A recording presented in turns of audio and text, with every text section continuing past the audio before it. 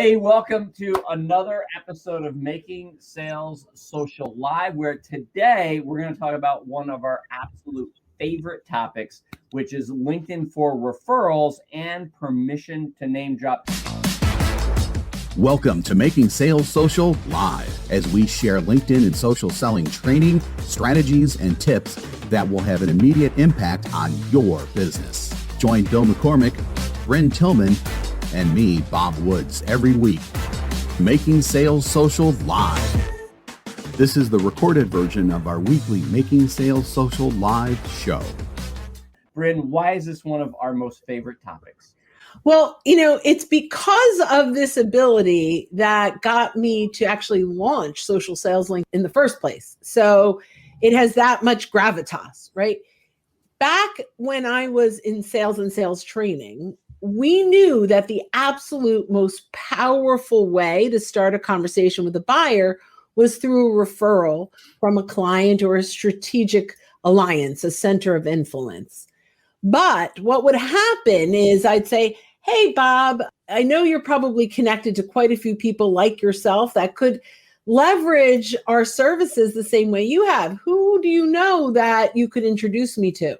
Right. And that's the face. They'd go, I can't think of anyone right now, but if someone should ask, I'd always be very happy to introduce you, right? That's the conversation. And while we still needed to ask for these introductions and these referrals on a consistent basis, it was always frustrating for me to get very few from that process. However, when I did get them, they were amazing. So we'd continue to ask. Fast forward a decade or two, and I recognize that LinkedIn, as it came into play, that it had a magic power that solved this problem. I was teaching this as a sales tool in this way before anyone even knew that it was a sales tool. And it was exactly this referral and permission to name drop. We are now able, all of us, to connect with someone and filter and search their connections, to build out a list of people that they know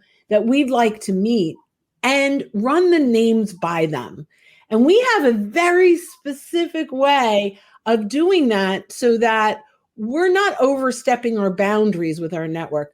Bill, I don't know if you want to talk a little bit about kind of that process. What I want to really kind of start talking about is the fact that I think there are so many sales professionals that are on LinkedIn that have no clue that they can even do that. Or they have an idea, they think it's possible, but no one's ever showed them how. Or what they're doing is they're just using LinkedIn to find people, and then they're just pitching, and they haven't earned the right, and they come across as salesy, and they come across as kind of commission breath, as our friend Larry Levine would say. But what's so great about LinkedIn is the fact that you can, when you're connected with someone, and if they're a true networker, they're going to have their connections as being public, as being viewed, which you should always do that. You can go in there. And so let's say that I'm selling marketing services to large corporations. And so I want to find other marketing people, which, by the way, if you're selling to marketing people, LinkedIn is the top place to find them, because 98% of marketers say they use LinkedIn every day. No extra for that little tip there.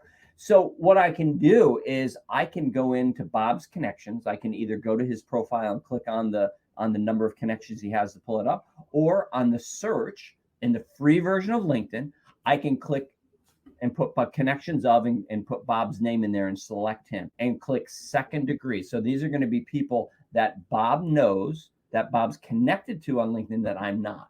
And then I can go down to the title. And then if I'm in a geographical area, I can put that in the search to refine it. If I'm looking to go to expand in just a certain industry category, I can put that in there. But I want to go down to title, and I'm going to put in some titles of people in marketing. So VP of marketing, director of marketing. And then when I click search, I'm going to find all the people that Bob's already connected to that fit my ideal client profile.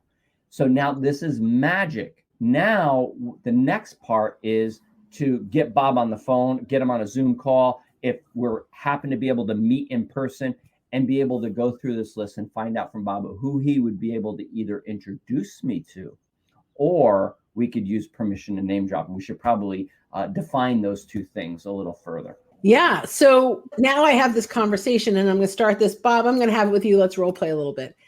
Hey, Bob, I noticed you're connected to quite a few people on LinkedIn that I'm going to be reaching out to in the next couple of weeks. I'm wondering if you'd be open to a quick 10-minute call to review these names with me and provide some insights before I actually reach out. Would that be okay with you?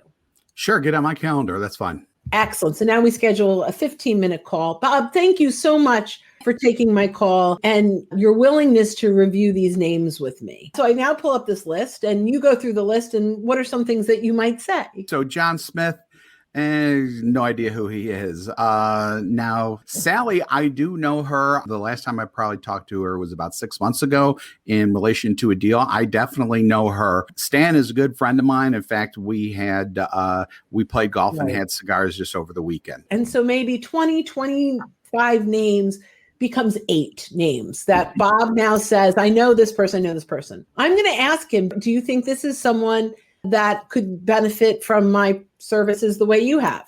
Oh, absolutely. Awesome. So now there's 2 paths.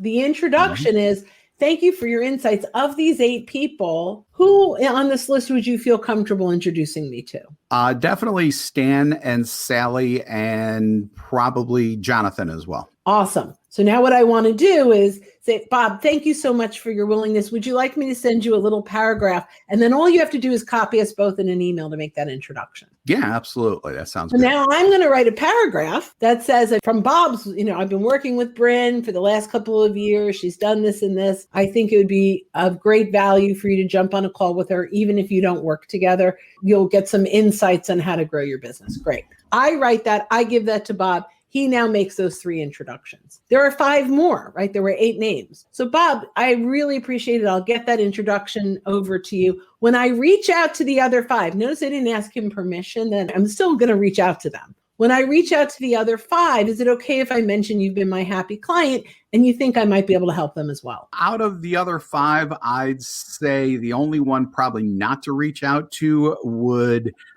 be James, because we're not really speaking right now. So I don't think that would help you very much. But the other ones are great for it. So I love that, right? Now, it doesn't mean I'm not going to reach out to James. It just means I know now not to drop Bob's name, right? Yep. And now of the other folks, I reach out and I go, Bill, Bob Woods and I were chatting the other day. I start with Bob's name. That's what we have in common. That's why they'll keep reading.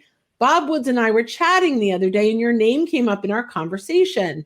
He thought it made sense for me to reach out and introduce myself. I've been working with him for the last couple of years, and he believes I could bring some value to you and your business, even if we don't work together. Let's set up a quick 15-minute call. I'm happy to share some insights.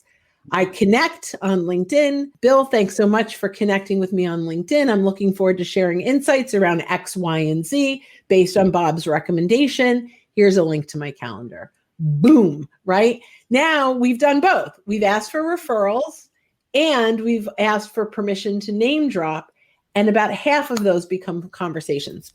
Bill. So some important things to point out here. So first of all, you want to make it as easy as possible for the other person, right? They're doing you a favor. You also don't want to wear out your welcome with this.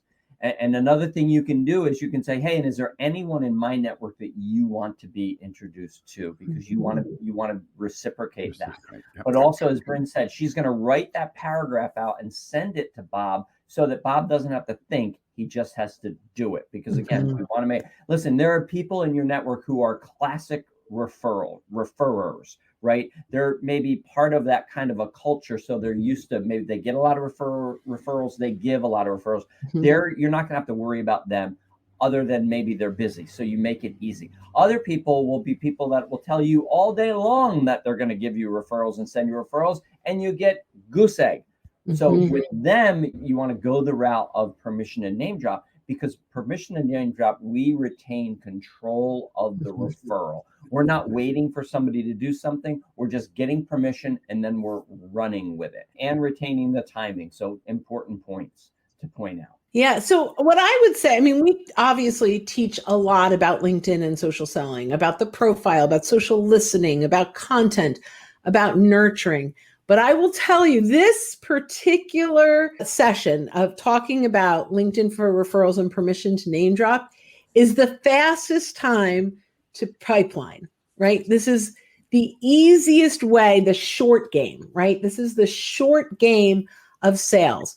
If you do this well with the right people, and we have had clients that have booked conversations within hours of this process, right? So we've done it as well. So the bottom line is, if you are a true salesperson and you want to leverage LinkedIn to its fullest, make sure you embrace this referrals and permission to name drop, and don't try to speed the process up.